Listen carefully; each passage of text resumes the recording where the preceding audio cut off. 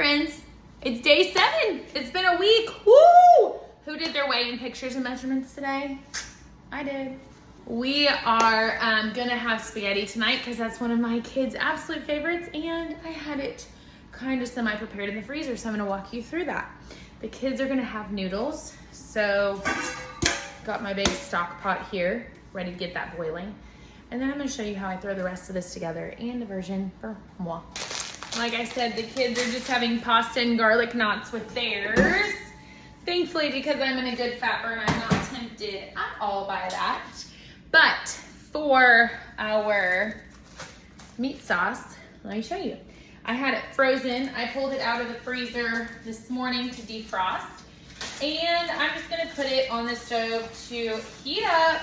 I usually, whenever I find ground beef, ground turkey, anything like that on sale, I will pick up 2 pounds and I will make 1 pound of it for that night, and then I'll make a second batch with a second jar of sauce for another night, and I just keep it in the freezer because as a busy family, that's how you keep things ready to go. There are 2 brands of pasta sauce that I like to use. One is tasty, one is affordable. So the Rayo's, Briar, don't touch mommy's ring light, thank you. You're wiggling it. The Rayo's sauce is hands down the best, most delicious. I have a helper. The best, most delicious sauce, but it also can run you upwards of like $8.99 a jar. Not always feasible in a family like ours. So I love the canned Hunt. It's like $1.35. It's like this, a canned garlic and herb is the flavor you're looking for. That's what this pasta sauce is. Now you might be wondering, well, Abby, you can't eat noodles. You're right, I cannot. Now I can substitute noodles with lots of different things, but today I'm choosing zucchini squash. Let me show you. It takes about 2 minutes to make these. So easy, so delicious. You could do spaghetti squash. That's actually my personal favorite, but I didn't think far enough ahead for that.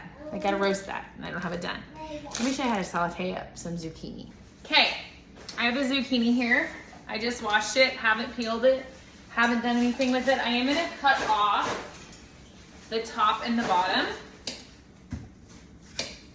And because I'm using the marinara sauce as one of my veggies, I only need a cup and a vegetable peeler. So, let me see if I can angle this so y'all can see. You're literally gonna take your zucchini. This is like the less than fancy version of making zoodles. Like if you don't have the fancy machine that spiralizes them, this is gonna make these beautiful ribbons, and they saute up wonderfully. You just put a little bit of olive oil and some roasted red pepper flakes, and you saute them up. And that's it. These are gonna cook down significantly, and they ribbon, like they expand when they ribbon, so you could probably weigh these to be more accurate, but I was planning on doing about half the zucchini because I know that's about what the cup or the weight portion is for what I need. So I'm gonna do about half the zucchini. Once you get down to the middle where the seeds are, it doesn't make as good as zoodles. So this might be like a little bit of a wasteful application for zucchini, but delicious nonetheless. So do it until you get down to the seeds and then move on. That's all you needed out of this zucchini. So this is about the amount I made for a single serving. I'm gonna saute this up and plate it up with a little bit of Parmesan cheese. And if you do a little forethought with the freezing of the sauce and meat ahead of time, this is thrown together in like as long as it takes water to boil. Okay, so here's what it looks like. As you can see, it cooked down quite a bit. I like them kind of al dente though. I don't like them to lose their crispiness, so you can cook them how you like them. All right, so I just topped the zoodles with about 1 cup of the meat sauce. Half that was meat, half that was sauce. If you wanted to be super precise, you could keep it separate and measure, but I like when they cook together because I feel like they taste better. And then we're gonna go with about 2 tablespoons of Parmesan cheese, and you have a delicious and low carb zucchini noodle bolognese. Enjoy.